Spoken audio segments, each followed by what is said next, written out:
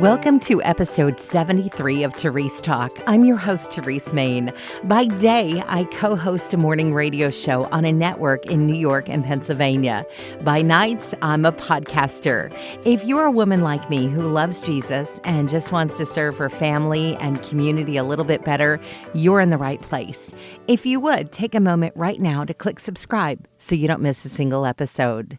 Did you finish your spring cleaning? Okay, did you even start your spring cleaning?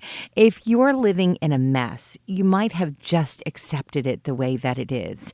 Have you ever wondered if God cares how clean your house is? If your clutter is keeping you from doing what God has for you to do, then it's something to look at. In this episode, hear what the Bible says about clutter, the deeper issues it reveals, and some tips on helping to let it go.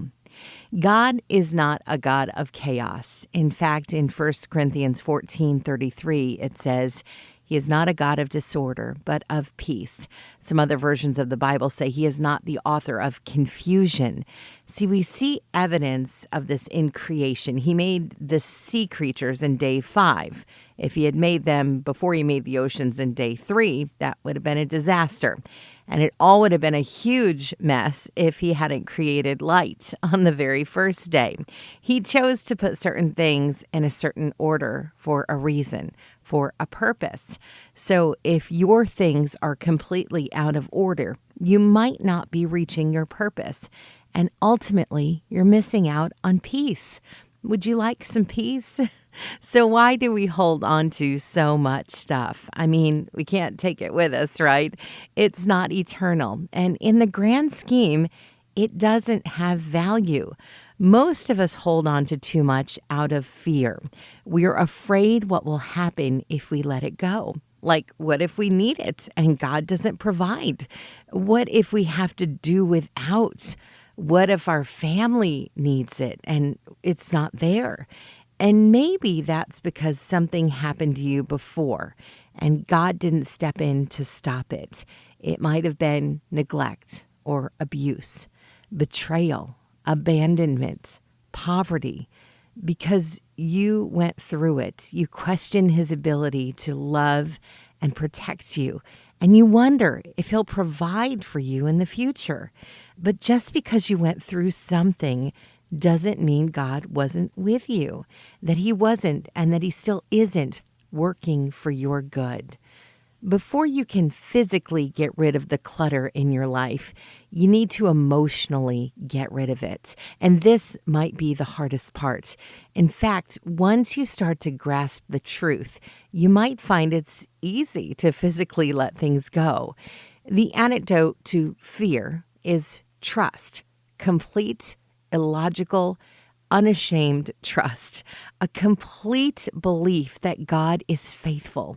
Ecclesiastes 3:6 says there's a time to seek and a time to lose, a time to keep and a time to cast away.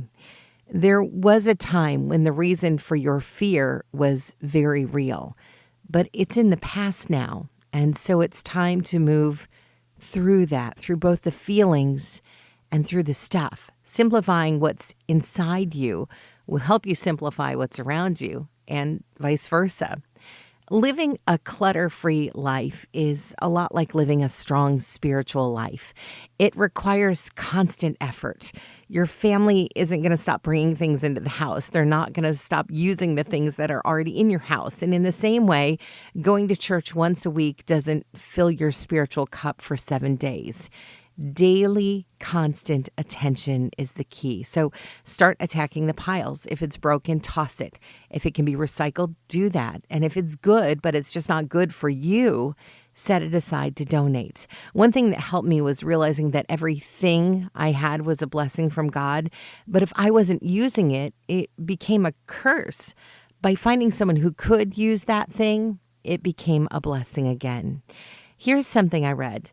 The best way to enjoy your favorite things is by only owning your favorite things. So if you don't use it or love it, you don't need it in your life. And as for those sentimental objects, the family heirlooms that you feel guilty about getting rid of, See if someone else in the family wants them. And if not, we'll just take a picture of that thing and journal about it so you can remember the emotions without having the curse of more stuff. Too much stuff can be like a prison. The piles become like your cell walls. They trap us. They keep us from experiencing the freedom that God has for us. We might be overwhelmed by what's around us and not have the mental or physical space for a good quiet time. We might be so frustrated by our surroundings that we don't feel like worshiping God. We might be too embarrassed to invite people over, and we miss out on the blessing of hospitality. Galatians 1:5 tells us that Christ came to set us free. That is freedom from whatever is holding us back. And when we're free from clutter, our minds are clear to think. We can better prioritize. We can live out the life that God has for us. So ask yourself this question: do you want more space, time, and peace? Or do you want more stuff to deal with? Maybe you missed the boat this year when it came to spring cleaning, but this life is a marathon, not a sprint. So start today with just one thing. It might be a tabletop.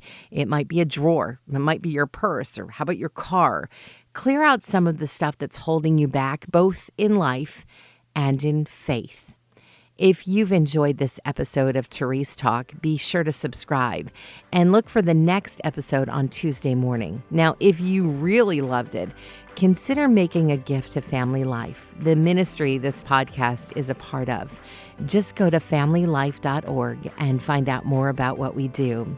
Did you know Family Life offers a variety of podcasts? From news to kids to faith, you'll find a favorite on demand at familylife.org/podcast.